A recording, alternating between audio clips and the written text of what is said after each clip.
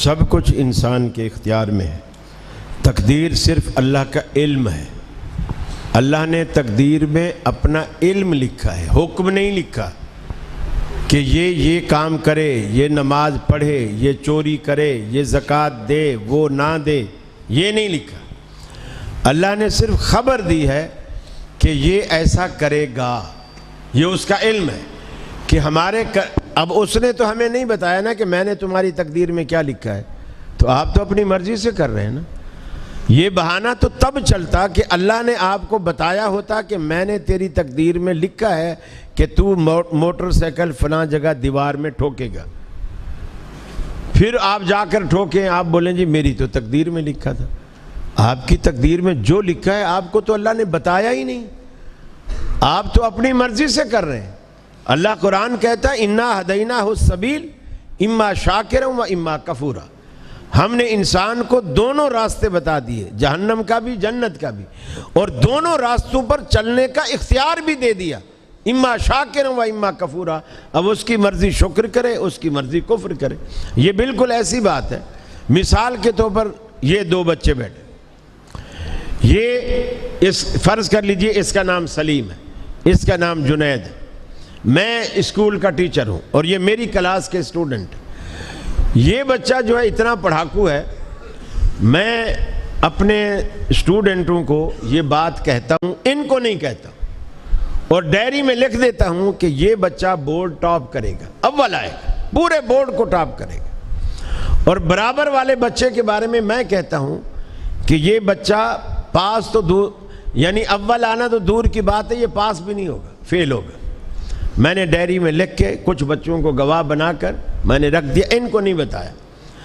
اور پھر جب بورڈ کا امتحان ہوا، جب رزلٹ نکلا، تو جس کو میں نے کہا تھا اول آئے گا وہ واقعی پورے بورڈ میں اول آیا، اور جس کو میں نے کہا تھا یہ فیل ہوگا وہ واقعی پورے بورڈ میں فیل ہوا۔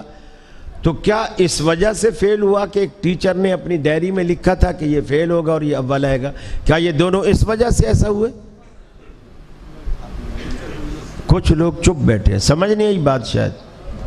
محنت نہیں کی۔ میں یہ کہہ رہا ہوں کہ اگر میں ڈائری میں نہ لکھتا، کیا پھر بھی فیل ہونے والا فیل ہوتا اور اول آنے والا اول آتا؟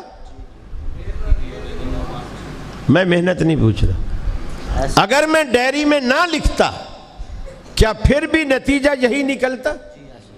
لیکن نہ لکھتا تو اس میں میرا کمال نہیں تھا کہ ان کے اول آنے کے بعد میں بولوں ہاں میں نے بھی یہی سوچا ہوا تھا یہ اول آئے گا۔ میں نے جب پہلے لکھ دیا تو یہ میرے علم کا کمال ہے کہ اس کام کے ہونے سے پہلے مجھے پتا ہے کہ یہ ہونے والا ہے۔ اور اللہ کے علم کا کمال یہی ہے کہ ہم ایک دن دو دن سال کی بات نہیں، وہ تو 50,000 سال پہلے جب اس نے تقدیر لکھی، وہ تو جب ہی جانتا تھا خلیل یہاں بصیر پور میں آئے گا اس سن میں، اور یہاں اس کا بیان ہوگا۔ وہ یہ بھی جانتا تھا کہ تقدیر سے متعلق اس کا سوال ہوگا۔ اللہ تعالیٰ کا یہ علم ہے۔ اب جیسے فرض کر لیجئے آپ انجینئر ہیں اور بڑے کامیاب انجینئر، ہم آپ سے پوچھتے ہیں یہ بتائیے کہ دیوار کتنے فٹ ہے، اس کی چھت کتنے فٹ پر ہے؟ آپ ایک نظر یوں دیکھتے ہیں اور کہتے ہیں کہ یہ 11 فٹ پہ، فرض کر لیجیے۔ ہم نے انچی ٹیپ لی، اس کو پیمائش کیا، اور جب ہم نے پیمائش کر لیا تو 1 انچ کا بھی فرق نہیں تھا، یہ 11 فٹ ہی تھی۔ تو کیا دیوار اس لیے 11 فٹ ہو گئی کہ ایک کامیاب تجربہ کار انجینئر نے کہا کہ یہ دیوار 11 فٹ ہے، یا یہ پہلے سے 11 فٹ تھی؟ لوگ گھبرائے ہوئے ہیں، پتہ نہیں کراچی والوں کے سوال آپ کی سمجھ میں نہیں آتے۔ ہاں، اب اس نے دیوار تو پہلے سے 11 فٹ تھی، اگر وہ 9 فٹ کہتا تو بھی 11 فٹ تھی، اگر وہ 12 فٹ کہتا تو بھی 11 فٹ تھی۔ اب اگر وہ 9 فٹ کہتا، اس کا اندازہ غلط نکلتا۔ ہم کہتے انجینئر ہے لیکن ابھی اتنا تجربہ نہیں ہے اس کو، انجینئر ہے لیکن ابھی اتنا تجربہ نہیں ہے۔ 12 فٹ کہتا تو بھی ہم یہی کہتے، اس کو تجربہ نہیں۔ لیکن 11 فٹ بھی اس نے پیمائش کے بغیر بتایا اور من و ان 11 فٹ ہی نکلا. تو اب ہم کہیں گے یار بڑا تجربہ ہے اس کا. اللہ تعالیٰ اپنے بندوں سے یہی کہتا ہے میرے تجربے کو مانو, یہ میرا علم ہے. گیس پیپر ٹیچر چھاپتے ہیں, پروفیسر لکھتے ہیں گیس پیپر, اس میں 8 10 15 سوال دے دیتے ہیں اس میں, اور اس میں سے زیادہ نہیں تو 8 10 سوال تو آ ہی جاتے ہیں ان 15 سوالوں میں گیس پیپر میں. وہ ان کا ایک تجربہ ہے کہ بھی یہ سوال, بے شک اس ٹیچر نے پیپر نہ بھی بنایا ہو تب بھی اس کا گیس اگر 100% نہیں آتا تو 50% آ جاتا ہے. لیکن اللہ کا علم چونکہ کامل ہے اس لیے وہاں فیصد والا حساب نہیں ہے, وہ تو 100% درست آتا ہے. تو اللہ کے علم نے ہمیں مجبور نہیں کیا کہ تم یہ کرو, یہ کہا کہ یہ کرے گا. خبر لکھی ہے, حکم نہیں لکھا, امر نہیں لکھا.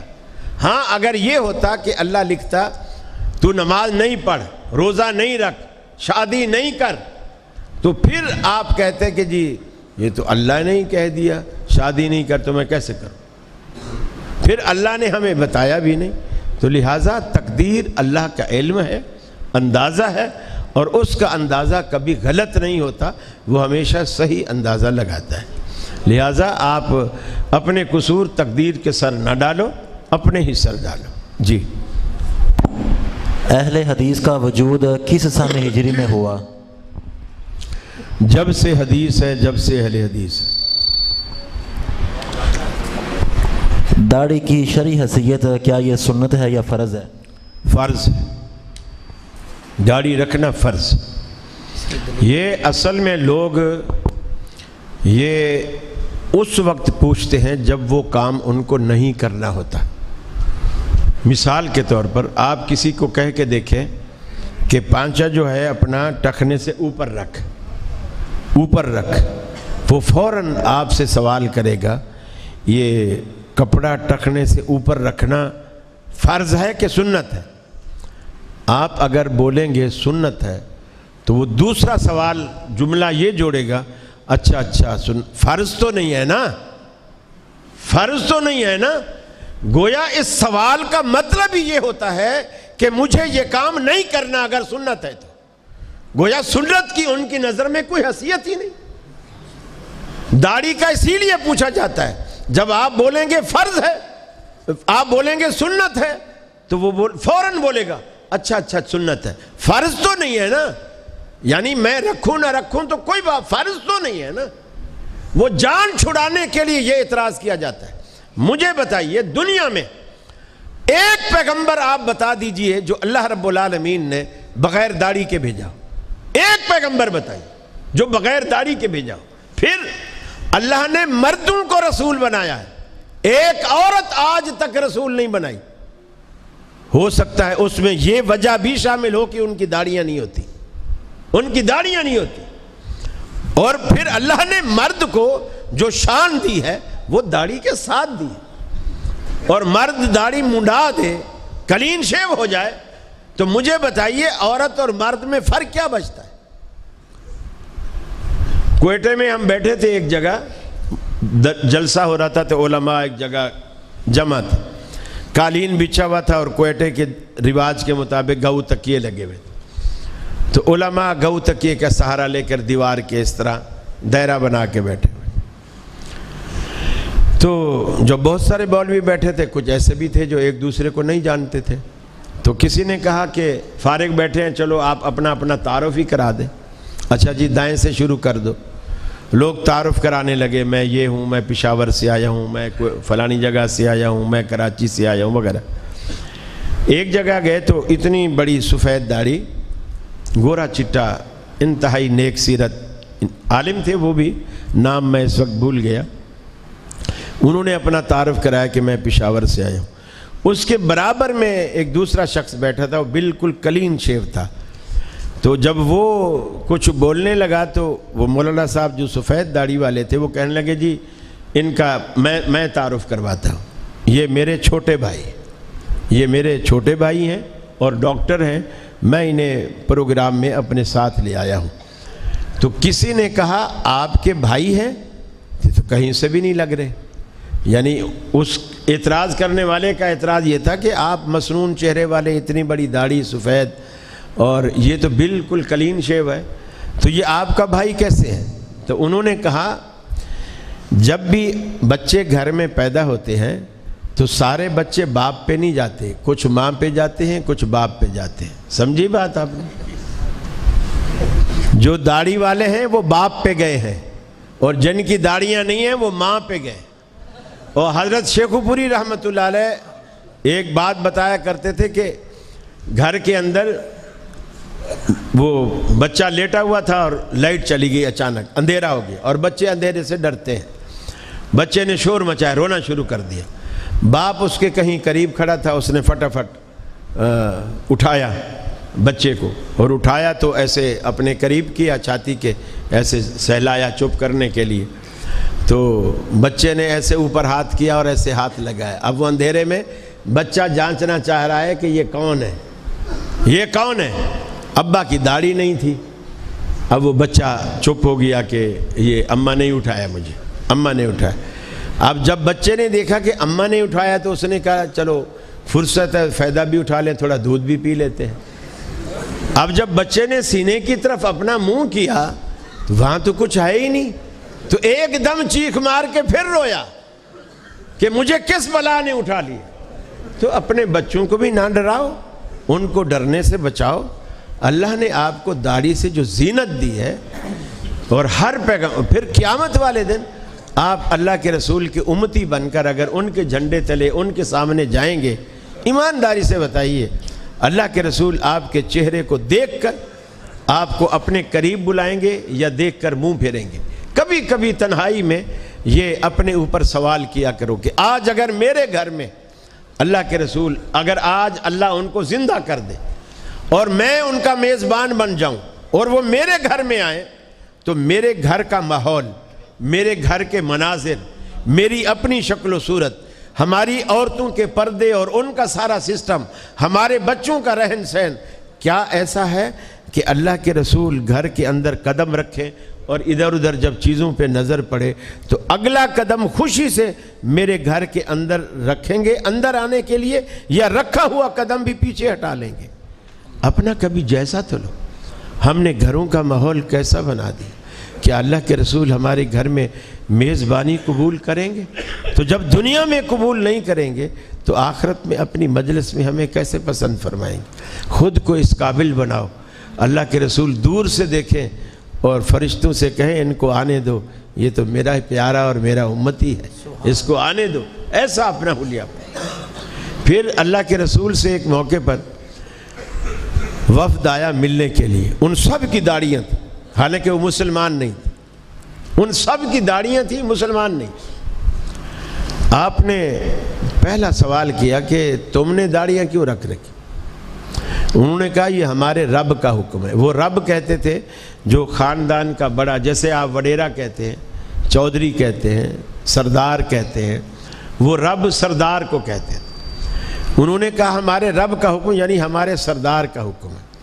پھر انہوں نے پوچھا آپ نے داڑھی کیوں رکھ رہی؟ کہ چونکہ آپ تو ہمارے علاقے کے نہیں ہیں، نہ ہمارے سردار کی سرداری آپ پہ چلتی ہے، آپ نے کیوں داڑھی رکھ رکھی؟ آپ نے فرمایا یہ میرے رب کا حکم ہے، یہ میرے رب کا حکم ہے۔ یعنی آپ کا یہ کہنا کہ میرے رب کا حکم ہے، یہ اللہ کی طرف اشارہ تھا، اور یہی چیز داڑھی کو فرض کرتی ہے۔ جی آگے چلیے۔ کیا مسجد کے لیے جو بجلی استعمال کی جاتی ہے میٹر کے بغیر کیا کرنا جائز ہے؟ یہ مسئلہ تو وابڈا والے بتائیں گے آپ۔ جی فوت شدگان کے لیے اصالِ ثواب کا طریقہ کیا ہے؟ مالی صدقہ آپ ہر صدقہ کر سکتے، ہر صدقہ جو پیسوں سے آپ، حتیٰ کہ قربانی بھی کر سکتے۔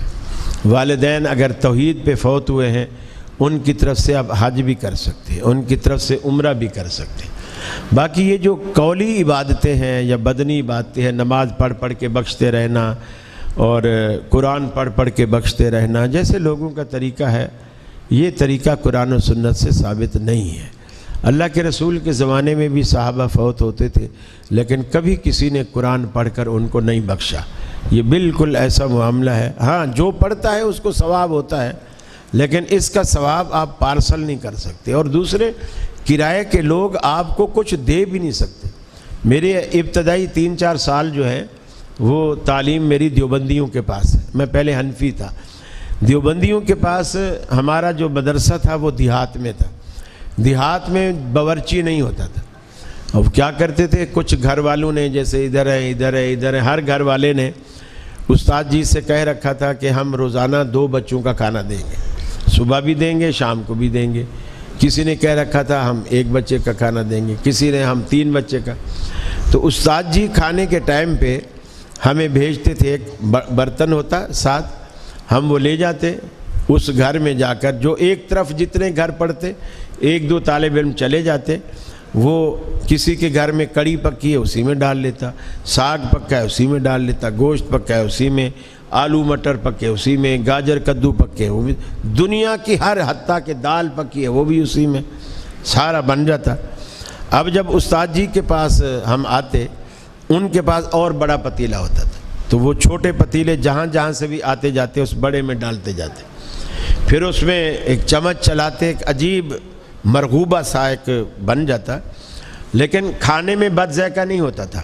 لیکن اگر کوئی ہم سے پوچھتا کہ بھائی آج آپ نے کیا کھایا ہے تو ہم کسی کو بتا نہیں سکتے تھے کہ کیا کھایا ہے, کہ اس ڈش کا کوئی نام نہیں تھا.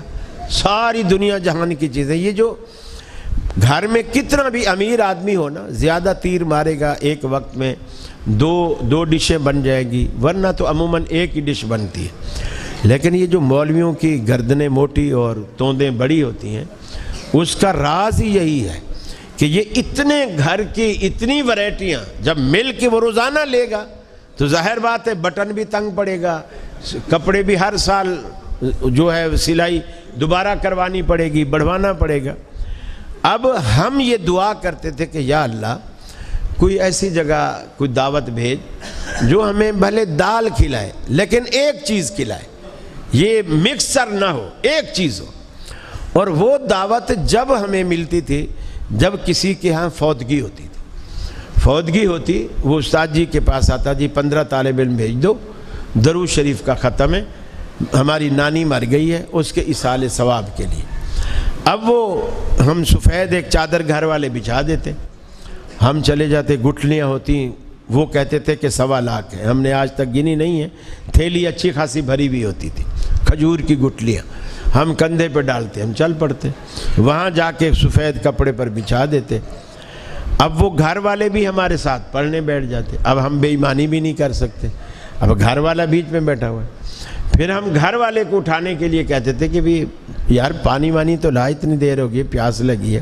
یقین مانیے میں آپ کو بالکل سچی بات بتا رہا ہوں, جیسے وہ اٹھ کے گھر جاتا نا, ہم وہ جو ایک گٹھلی اٹھا رہے تھے نا, اللہم صلی علی محمد, ہم ایسے چلو بھرتے, اللہم صلی علی محمد, اللہم صلی علی محمد. اب اس کے پانی لانے تک وہ ساری گٹھلیاں پڑی جا چکی, وہ بھی حیران.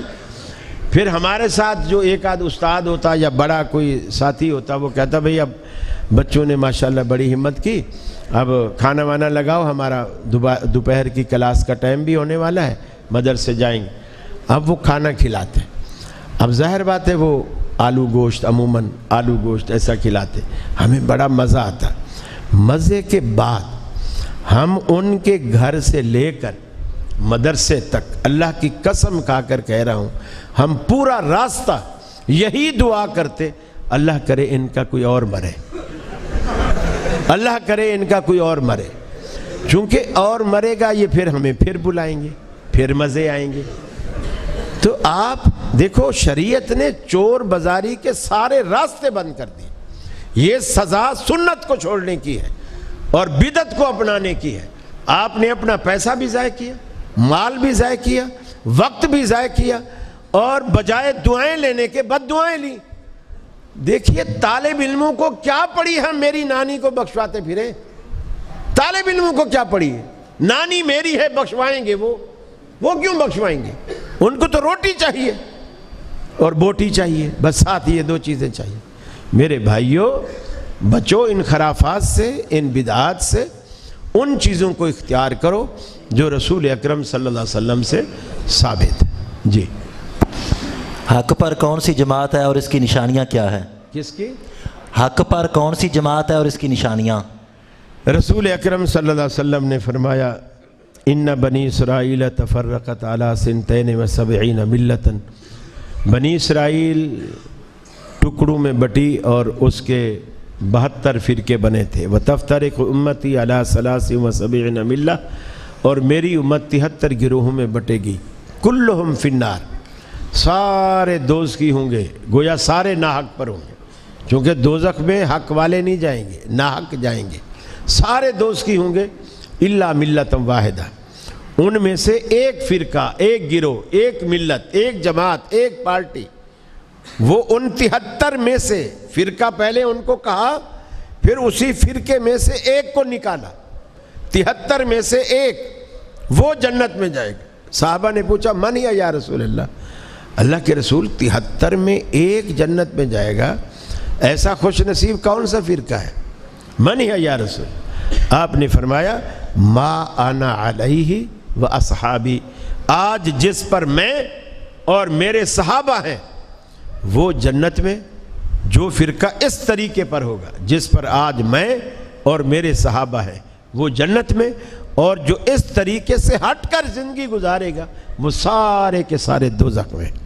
اب اس کا آسان طریقہ ہے، آپ بخاری شریف اٹھائیے، صرف کتاب الصلاۃ اٹھائیے۔ بخاری کا نام میں اس لیے لے رہا ہوں کہ دیوبندی بھی، بریلوی بھی، اہل حدیث بھی، شیعہ کے سوا اہل سنت کے یہ تینوں طبقات یہ مانتے ہیں اصح الکتب بعد کتاب اللہ صحیح البخاری، کہ دنیا میں قرآن کے بعد اگر کوئی صحیح ترین کتاب ہے تو بخاری شریف ہے۔ یہ دیوبندی، بریلوی، اہل حدیث تینوں مانتے ہیں۔ جب یہ صحیح ترین کتاب ہے تو اس کی کتاب الصلاۃ، صرف نماز والا باب آپ وہ لیجئے، آپ عربی نہیں پڑھ سکتے، جو ترجمہ آپ کو پسند ہے، بریلوی ہیں تو بریلوی ترجمہ، دیوبندی ہیں تو دیوبندی ترجمہ، اہل حدیث ہے تو اہل حدیث ترجمہ، جو ترجمہ آپ کو پسند ہے آپ وہ پڑھیں، اس نماز کو سٹڈی کریں، دیکھیں اللہ کے رسول صلی اللہ علیہ وسلم نے نماز میں رفع الیدین کی یا نہیں کی، آمین اونچی ہوئی یا نہیں ہوئی، آپ نے قدم سے قدم ملانے کا کہا یا نہیں کہا۔ آپ یہ اچھی طرح یہ روایتیں جب پڑھ لیں، پھر دنیا میں جتنی مسجدیں ہیں، دیوبندیوں کی، بریلویوں کی، شیعوں کی، اہل حدیثوں کی، ان ساری مسجدوں میں جائیں اور وہاں جا کر کے وہ نماز جو آپ نے بخاری میں پڑھی ہے وہ نماز وہاں دیکھیں۔ اگر آپ کو دیوبندیوں کے پاس مل جائے ٹھیک ہے، وہ حق والی جماعت ہے، اگر بریلویوں کے پاس مل جائے حق والی جماعت ہے، اور اگر نہ ملے اور یقیناً نہیں ملے گی اور آپ کو پھر اہل حدیثوں کے پاس جب وہ نماز مل جائے تو آپ دل سے فیصلہ کر لیں کہ یہی حق والی جماعت ہے، اور الحمدللہ یہی ہی حق والی جماعت ہے۔ السلام علیکم۔ جی، فرقے کی تعریف کیا ہے اور اب تک کتنے فرقے وجود میں آ چکے ہیں؟ یہ جو 73 فرقوں کی بات ہے نا، پیر عبد القادر جیلانی نے غنیت الطالبین میں اپنے دور میں 73 فرقے گنوائے تھے، اور اب تک تو ماشاءاللہ بہت بڑھ چکے، اور فرقے کی تعریف میں پچھلی حدیث جو سنائی ہے اس میں کر چکا ہوں۔ فرقہ اصل کہتے ہیں جو اصل سے کٹے۔ اصل کیا ہے؟ قرآن و سنت۔ جو قرآن و سنت سے کٹے وہ گمراہ فرقہ ہے، اور جو قرآن و سنت سے جڑے وہ فرقہ ناجیہ ہے، وہ اہل حق کا فرقہ ہے، اہل حق کا گروہ ہے، جو اصل قرآن و سنت ہے، کہ جو قرآن و سنت سے جڑے وہ حق پر، ما انا علیہ و اصحابی، اور جو قرآن و سنت کو چھوڑے وہ نہ حق پر۔ بس آپ کے لیے سمجھنا بالکل آسان ہے۔ جی، ٹھیکے پر زمین دینا کیسا ہے؟ اس کی جائز اور ناجائز صورتیں بتا دیں۔ ناجائز کی ایک ہی صورت ہے، وہ یہ صورت ہے کہ دور جاہلیت میں لوگ زمینیں ٹھیکے پہ دیتے تھے، وہ اس طرح دیتے تھے کہ جیسے مثال کے طور پر مالک کو پتہ ہوتا ہے کہ میرے رقبے میں سے کون سا حصہ صحیح فصل دیتا ہے اور کس حصے میں فصل کم آتی ہے، تو وہ ٹھیکہ دیتے وقت مستاجر سے کہتا تھا کہ بھائی یہ میری زمین ہے، جو ٹیبل ہے، یہ یہاں تک جو فصل آئے گی یہ میں لوں گا، اس کے ادھر جو آئے گی یہ تو لے گا، زمین کاشت تو بھی کر، لیکن یہ زمین اس کو پہلے پتہ ہوتا تھا کہ یہاں کی فصل زیادہ آتی ہے، شریعت نے اس کو حرام قرار دیا، پوری کی پوری زمین ٹھیکے پہ دو، اگر فصل لینی ہے تو بھی پوری فصل مکس کر کے پھر اس کا ایک وزن طے کرو کہ بھی اتنا تیرا اتنا میرا، اور اگر پیسے لینے ہیں تو پیسے طے کرو، اتنا تمہارا اتنا میرا، وہ اس طرح طے کرو، پوری زمین دو، کوئی حصہ مخصوص نہ کرو کہ یہ میرا ہے یہ تمہارا ہے، یہ شکل ناجائز ہے، باقی شکل جو آج کل ہمارے یہاں ہوتی ہے وہ بالکل درست اور جائز ہے۔ یہ ڈاکٹر اسرار نے ایسے خام کا پخ لگائی ہے، لوگ پریشان ہو رہے۔ جی خلافت کیسے قائم ہوگی؟ آج ہم ڈیموکریسی کے پیچھے کیوں لگے ہوئے ہیں؟ ڈیموکریسی تو شرک ہے۔ لیکن اب جمہوریت کیا ڈیموکریسی کا ختنہ ہو گیا، اب وہ مسلمان ہو گئی۔ ایک زمانہ تھا کہ لوگ کہتے تھے یہ شرک بھی ہے کفر بھی ہے، اور یہ بھی کہتے تھے کہ بھائیو ہم کفر کے نظام کا حصہ نہیں بنیں گے۔ کچھ لوگوں نے، ایک وقت تھا، میں کراچی میں اچھی طرح دیکھ چکا ہوں وہ مناظر، 6 فلور پہ جو لوگ رہتے تھے انہوں نے وہاں سے ٹی وی پھینکے، یہ فتویٰ دیا کہ ٹی وی دیکھنا رکھنا حرام ہے، اوپر سے پھینکے، پھر کچرا اکٹھا کر کے چوک چوراہے پہ رکھ کے ان کو آگ لگائی گی، اتنا جذبہ تھا۔ ٹی وی میں آنا بھی حرام، ٹی وی دیکھنا حرام، ووٹ لینا حرام، ووٹ دینا حرام۔ پھر اوپر سے مائی باپ کا جب ذہن بدل گیا، پھر ٹی وی میں حضرت خود آنے لگے، پہلے ایک لاٹھی ہاتھ میں، سامنے جاوید چودھری بیٹھا ہوا ہے اور ان کی پیٹھ نظر آ رہی ہے اور صرف لاٹھی دکھ رہی ہے اور نہیں نظر۔ پھر کچھ عرصہ یعنی تھوڑا قدم با قدم، سٹیپ بائی سٹیپ، پھر اس کے آگے بڑھے تو پھر پوری تصویر فیس ٹو فیس آنے لگی، پھر معاملہ اس سے آگے بڑھا، اوپر والوں کا بھی مائنڈ چینج ہوا، تو پھر جمہوریت کی ختنہ کرا کے اس کو مسلمان کر دیا۔ جو کفر تھا، کفر کا نظام تھا، پھر صرف یہ نہیں کہ ووٹ نہیں لے سکتے، پھر ووٹ مانگنے لگ گئے۔ وہ پیسہ جو جہادوں کے لیے مانگا گیا تھا سارا اسی جمہوریت کی بھٹی میں جھونک دیا، اور سیٹ پھر بھی ایک نہ لے سکے، ایک سیٹ بھی پھر نہیں لے سکے۔ قوم کا سارا پیسہ ایسے ڈبویا، ایسا برباد کیا۔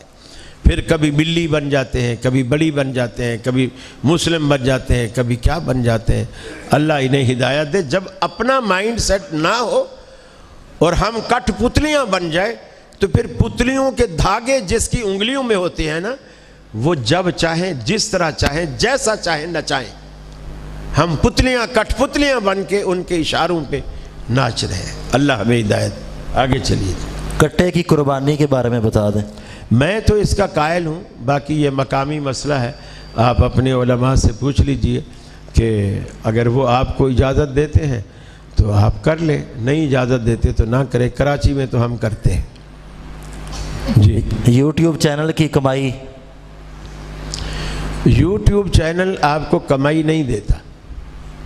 یہ ڈاکٹر ذاکر نائک سے بھی سوال کیا گیا اور انہوں نے، میں سمجھتا ہوں، غلط جواب دی۔ انہوں نے کہا اس کی کمائی حرام ہے۔ یوٹیوب کمائی نہیں دیتا، بالکل نہیں دیتا۔ یوٹیوب ہمارا ماما لگتا ہے، وہ کیوں ہمیں پیسے دے گا؟ یوٹیوب جو پیسے دیتا ہے وہ ان اشتہارات کے دیتا ہے جن اشتہارات کا آپ اپنی ویڈیو میں الاؤ کرتے ہیں۔ آپ اپنی ویڈیو میں جو پوسٹ میں آپ الاؤ کرتے ہیں کہ میری پوسٹ دکھاتے وقت یہ اشتہار چلائے جا سکتے ہیں، آپ جو الاؤ کرتے ہیں وہ اس کے پیسے آپ کو دیتا ہے۔ زیادہ خود رکھتا ہے، کم آپ کو دیتا ہے۔ اب یہ آپ بتائیں کہ آپ کی پوسٹ میں کون کون سے اشتہارات کا الاؤ ہے، پھر میں فتویٰ دوں گا کہ آیا یہ جائز ہے یا ناجائز۔ اگر آپ اپنی ویڈیو چلا رہے ہیں اور برابر میں لتا منگیشکر ناچ بھی رہی ہے، گا بھی رہی ہے، تو ظاہر بات ہے اس کی کمائی حرام ہے۔ اور آپ اپنی ویڈیو چلا رہے ہیں اور ساتھ میں کوئی دارالسلام کا کتابوں کا اشتہار آ رہا ہے، بخاری اتنی جلد میں اتنے کی سیٹ، اتنے مسلم کے اتنے کا سیٹ، فلانے کا اتنے کا سیٹ، اور کل کی رعایتی قیمت اتنی، اگر اس طرح کا کوئی پوسٹ آ رہا ہے تو حلال ہے۔ تو یہ آپ پہلے وضاحت کریں کہ آپ کی پوسٹ پر کس طرح کے پوسٹرز کی اجازت آپ نے دے رکھی ہے، چونکہ یوٹیوب نے ایسے بھی کھانے رکھے ہوئے ہیں جس میں آپ جس چیز کو منع کریں گے وہ آپ کے پوسٹ میں نہیں دے گا۔ فرق یہ ہوگا کہ آپ کی انکم کم ہو جائے گی۔ ظاہر بات ہے مولویوں کے اشتہار تو کم ہی آئیں گے اور دیکھنے والے بھی کم ہی ہوں گے، تو اس کی کمائی بھی کم ہوگی۔ تو زیادہ کمائی کی وجہ سے لوگ ان کھانوں کو کھلا چھوڑ دیتے ہیں اور یوٹیوب پہ چھوڑ دیتے ہیں، آپ کا جو جی چاہتا ہے دے، بس ہمیں ڈالر دے بس، تو وہ پھر اپنی حلال کمائی بھی حرام کر بیٹھتے ہیں۔ جی، کیا رفع الیدین کے بغیر نماز ہو جاتی ہے؟ نہیں ہوتی۔ میں تو کہتا ہوں اگر رفع الیدین کے بغیر نماز پڑھنی ہے تو پھر نماز پڑھنے کی بھی کیا ضرورت ہے، نماز پڑھنے کی بھی کیا ضرورت ہے۔ نبی کریم صلی اللہ علیہ وسلم نے اپنی پوری زندگی 23 سالہ دور نبوت کی زندگی میں ایک دن کی، ایک نماز کی، ایک رکعت بھی بغیر رفع الیدین کے نہیں پڑھی۔ ایک دن کی، ایک نماز کی، ایک رکعت بھی بغیر رفع الیدین کے نہیں پڑھی۔ جہاں بھی صحابہ میں، ہاں آپ ایسی ایک روایت لیں کہ اللہ کے رسول نے رکوع کیا لیکن رفع الیدین نہیں کی، رکوع سے اٹھے رفع الیدین نہیں کی، یا آپ نے کہا ہو آج سے رفع الیدین منسوخ ہے، یا آپ نے کہا ہو آج سے رفع الیدین نہیں کرنا، آپ روایت پیش کریں۔ آپ تو ہمارے محسن بن جائیں گے، ہمارے لیے آسانی پیدا کریں گے، ہم بھی آپ کی طرح پڑھنے لگ جائیں گے، جھگڑا ہی ختم ہو جائے گا۔ کئی بہانے اور کئی جھوٹی قصے کہانیاں جو خود امام ابو حنیفہ کو بھی معلوم نہیں تھی، ایسی کہانیاں گھڑی گئیں کہ جی وہ اس زمانے میں منافق آتے تھے بغل میں، بت چھپا کے کھڑے ہو جاتے تھے، تو اللہ کے رسول نے اس لیے رفع الیدین۔ یہ بات نہ حدیث میں، نہ قرآن میں، نہ فقہ میں، سینہ در سینہ چلتی چلی آ رہی۔ اب مجھے بتائیے، فرض کر لیجئے، یہ فرض کر لیجئے بت ہے، یہ میں نے بغل میں دبا دی، اب مجھ سے 1000 رفع الیدین کرا لو، یہ نہیں گرے گا۔ یہ کس نے کہا کہ رفع الیدین سے بت گر جاتا ہے؟ 1000 رفع الیدین کرا لو، آپ گنتے رہو، میں تھک جاؤں گا، موبائل نہیں گرے گا۔ ہاں اگر بت گرانے کے لیے ہوتی نا، وہ رفع الیدین نہ ہوتی، رفع الابطین ہوتی۔